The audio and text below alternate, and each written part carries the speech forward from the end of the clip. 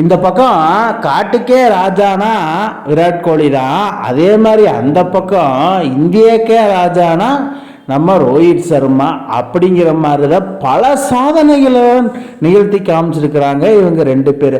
அது பார்க்குறதுக்கு முன்னாடி நம்ம சேனலை சப்ஸ்கிரைப் பண்ணிவிட்டு அந்த பெல் ஐக்கானை கிளிக் பண்ணிக்கங்க. அப்படின்னா தான் நான் போடுற வீடியோ வந்துகிட்டே இருக்கும், நீங்கள் பார்த்து என்ஜாய் பண்ணிகிட்டே இருக்கலாம். இப்போ இவங்க ரெண்டு பேர் மத்தியில் பல சாதனைகளை நிகழ்த்தி காமிச்சிருக்கிறாங்க. ஐசிசியே ஷாக் ஆகியிருக்கிறாங்க.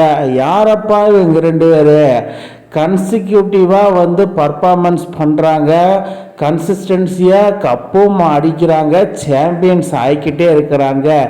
இந்தியாவுக்கே கிடைச்ச பெரிய ஒரு வரப்பிரசாதம் தான் சொல்கிறாங்க அப்படின்னு சொல்லி ஐசிசி தரப்புலேயே இப்போ சொல்லியிருக்கிறாங்க. ஐசிசி சேர்மேன் யார்? நம்ம ஜெய்ஷா தரப்படி நம்ம சொல்லியிருக்கிறாங்க. இப்போ என்னென்னா 2024 T20 வேர்ல்டு கப் அடித்தது கையோட அப்போ 2025 சாம்பியன் ட்ராஃபியும் வாங்கியாச்சு. அந்த 2024 கப்பில் என்ன ஒரு போர்க்களம், என்ன ஒரு போராட்டம். வர எந்த டீம் ஆனாலும் நாங்கள் போட்டு பொழப்போம், எந்த டீம் ஆனாலும் போட்டு பொழந்து எடுப்போம் அப்படிங்கிற மாதிரி தாங்க இவங்களோட பர்ஃபார்மன்ஸு வேறு மாதிரி. அதாவது அந்த டோர்னமெண்ட் ஃபுல்லாகவே பார்த்தீங்கன்னா விராட் கோலி ஆடில் ரோஹித் சர்மா போட்டு பொழந்து எடுத்தார் ஆப்பனண்ட்டை. ஆனால் ஃபைனலில் விட்டு கொடுக்காம விராட் கோலி மேலே நம்பிக்கை எனக்கு இன்னும் இருக்குது. அவர் ஒரு கிரேட்டஸ்ட் பிளேயர், அவரை நாங்கள் மறக்கவே முடியாது. எத்தனையோ மேட்சை அவர் வின் பண்ணி கொடுத்துருக்காரு. Is a run chase machine. So அதனால் அவருக்கு இன்னுமே அவர் மேலே எனக்கு ஹோப் இருக்குது அப்படின்னு சொல்லி ரோஹித் சர்மா நம்பினது கைவிடப்படலை. ஏன்னா ஃபைனலில் அவர் மட்டும்தான் அடித்தார் 77 ரன்னு. ஏன்னா யாருமே இங்கே ஆடவே இல்லை, Rohit Sharma included as a captain. But Virat Kohli மட்டும் தனியால் நின்று டீமை கொண்டு போய் பர்ஃபார்மன்ஸ் வேறு மாதிரி பண்ணனால கப் அடித்தாங்க. அதுக்கப்புறம் இப்போ 2025 அதே மாதிரி தான் நடந்திருக்கு ரோஹித் சர்மாவுக்கும் விராட் கோலிக்கும். அதாவது அந்த நட்போட பாண்டிங் இருக்குது பாருங்கள், அவுட்ஸ்டாண்டிங்கை நான் சொல்லுவேன். ஏன்னா மச்சான் நீ எப்படி அந்த 76 ரன்னில் அவுட் ஆகும்போது நான் எப்படா அதே மாதிரி நானும் அவுட் ஆகண்டா அப்படின்னு சொல்லி சொன்ன மாதிரி தான் இருந்துச்சு. அதாவது 2024 விராட் கோலி டோர்னமெண்ட் ஃபுல்லாக ஆடாமல் ஃபைனலில் மட்டும் அடித்தார் 76 ரன்ஸு. அதே மாதிரி ரோஹித் சர்மா என்ன பண்ணியிருக்காரு 2025 சாம்பியன் ட்ராஃபியில் ஒரு டோர்னமெண்ட்டு ஃபுல்லாக ஆடாமல் ஃபைனலில் மட்டும் 76 ரன்னு அடிச்சுக்காப்புல. அதாவது நான் என்ன சொல்ல வரேன்னா, ஒரு டிராஃபி உன்னால் ஜெயித்த மாதிரி, அனதர் டிராஃபி என்னால் ஜெயிச்ச மாதிரி. அதாவது ஃப்ரெண்ட்ஷிப் பாண்டிங்குள்ளே ஒரு பாகுபாடே இருக்கக்கூடாதுன்னு ரெண்டு பேரும் தெளிவாக டோர்னமெண்ட்டை ப்ளே பண்ணிக்கிறாங்க. கப்பும் அடிச்சிட்டாங்க. அந்த கப் அடிச்சுட்டு அந்த செலிப்ரேஷன் பாருங்கள்.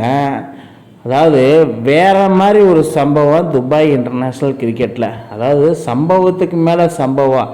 இப்படியே போயிட்டா இந்தியாவை கையிலேயே பிடிக்க முடியாது. அதாவது பல நெட்டிசன்கள், அதாவது ஃபாரின் கண்ட்ரியில் பல நெட்டிசன்கள் இந்தியாவை ரொம்ப தரக்குறைவே பேசினாங்க.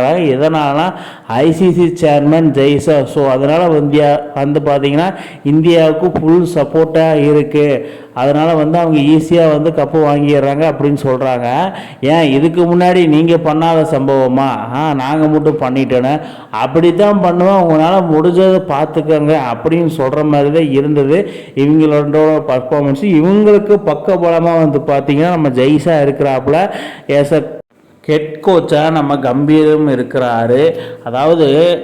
அதாவது ஆக்ரோஷமும் அமைதியும் சேர்ந்தால் கண்டிப்பாக பலன் கிடைக்கும். ஆனால் இவங்க ரெண்டு பேரும் மத்தியில் நம்ம ஹார்திக் பாண்டியா வேறு இருக்காரு, சொல்லவே வேணாம், சூரியதாதா வேறு.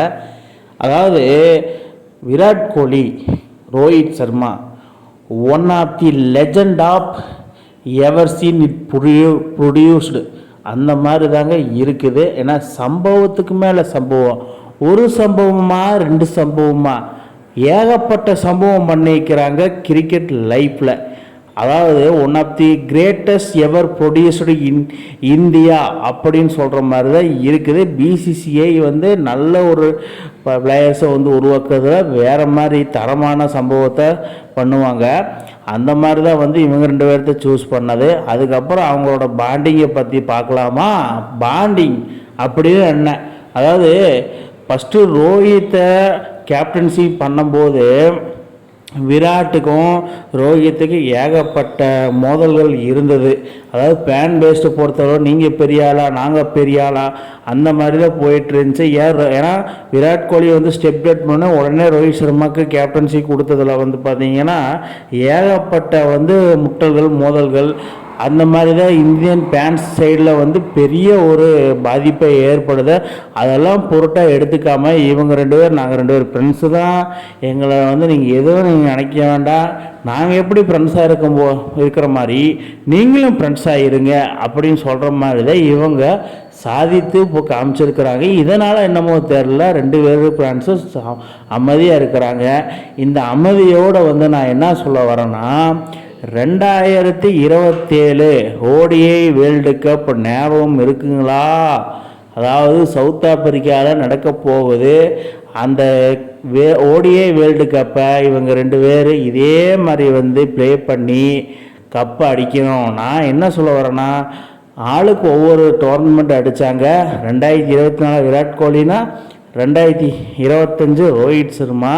இப்போ என்ன சொல்ல வரேன்னா, 2027 ஃபைனலில் ரோஹித் சர்மாவும் விராட் கோலி அந்த சவுத் ஆப்பிரிக்கா மண்ணில் 2 பேருமே அடித்து கப்பை வின் பண்ணி நம்ம தாய்நாட்டுக்கு கொண்டு வர்றது இதை விட பெருமையாக வேறு எதுவுமே சொல்ல முடியாது. நான் 2 பேரும் பர்ஃபார்ம் அன்னைக்கு பண்ணுவாங்கன்னு நான் எதிர்பார்க்குறேன்.